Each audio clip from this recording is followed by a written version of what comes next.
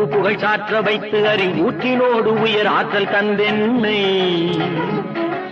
அறிஞன் கவிஞன் கலைஞன் இவனென அருளும் தமிழும் திகழும் கடலென கற்றவரும் கொற்றவரும் முற்றுமே அறிந்தவரும் நித்த நித்தம் புகைந்திட நின்னருளை தந்தருவாய் உற்றார் சுற்றம் உறவினர் மாந்தர் யானை சேனை படையுடை வேந்தரு பற்றும் பற்றை நீக்கிய ஞானி பலரும் புகழ்ந்திட ஆக்கிய வாணி